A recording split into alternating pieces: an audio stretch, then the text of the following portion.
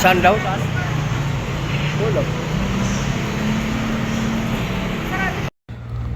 Hello mga guys. At isang mapayapang araw na naman sa inyong lahat. At dito na naman tayo sa ating vlog for today. At welcome po sa Willie Boy GK TV dito sa YouTube. At Willie Boy the Great Willie Boy Antonano po sa ating Facebook page. Ngayong araw guys ay February 14, araw ng mga puso. At dito tayo sa may one mall department store po ito dito sa may Gente de Leon, Valenzuela City. At gaganapin po dito ang citywide training ng hands-on cardiopulmonary resuscitation o kaya CPR training. Ayan po sa screen, inyong makikita. At tinaon po talaga ito sa ng mga puso, araw ng mga puso. Nais ko lang pala batiin kayong lahat. Happy Valentine's Day. At nais ko rin po pala batiin ang ating mga ka-YouTuber. Happy Valentine's Day sa lahat na makapanood po sa ating video. At binabati ko pala po ang ating kaibigan dyan sa South Korea na ngayon ay nagse-celebrate ng kanyang 25th wedding anniversary dyan sa South Korea. At kasalukuyan po siya ngayon na live stream. At tayo'y pasingit-singit na pumupunta doon dahil nanonood po tayo sa kanyang live stream. Shout out po kay Moonlight Mix Vlog. At hindi po natin pwede pangalanan ng talagang tunay na pangalan dahil siyempre bawal din yun. Kaya happy wedding 25th wedding anniversary Moonlight Mix Vlog. At sa ating mga kaibigan dyan sa ating mga kaibigan sa YT, sa Facebook, mga supporter natin, hindi ko kayo pwede pangalanan lahat dahil napakarami nyo. At baka mamaya matapos na itong ating video na to, hindi pa kayo matapos.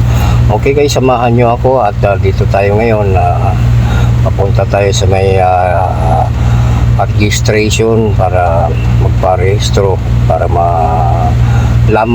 malaman nila na ang ating barangay ay nandito na ngayon. At ang ating pangkat ay dito po sa okasyon na ito. At ayan, mga yan guys, mga estudyante. Shout out iha.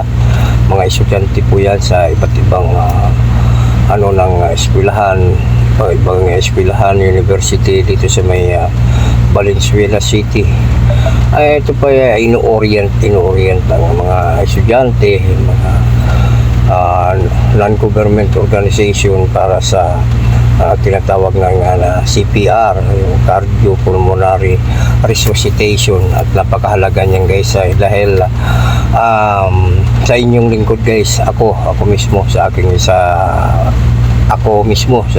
pagkatao, bali 3 taon na po actual na ni-revive sa actual na umaagaw ng buhay. Kaso lang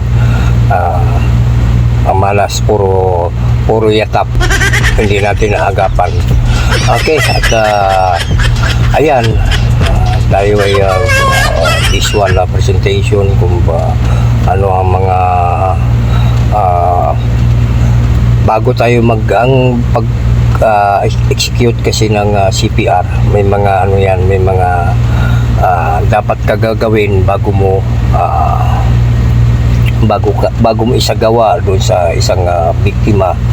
Kailangan may mga step kang gawin. Kaya yan ngayon ang pinapaliwanag ng kasi marami ang pag hindi ka aware dyan, baka mamaya hangad mong tumulong puro ikaw pa ang mapapasama. Dahil siyempre alam nyo naman sa panahon ngayon, sa mga ganong klase ng insidente. Kunyari may mga aksidente na nadaanan at may knowledge kayo at sa pag-CPR at talagang nasa dugo po natin yung Pilipino ang matulungin.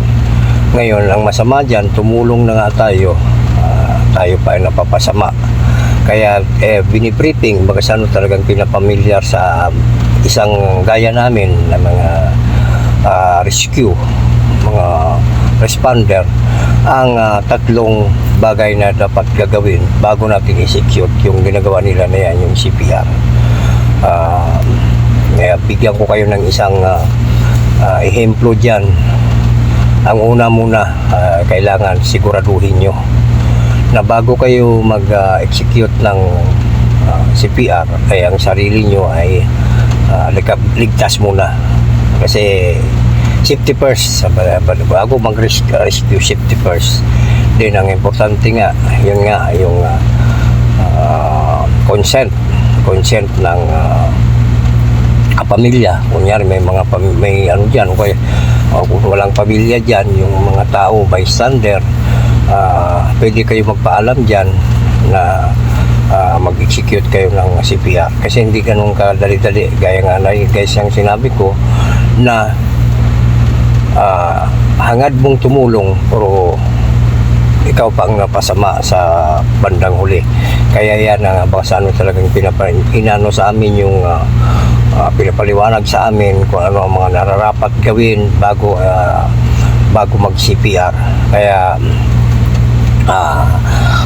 samahan nyo ko guys at atin yung talakayan hanggang sa dulo. Samahan nyo, sumama kayo sa ating panoorin, mapatapusin natin ang video ito. Okay.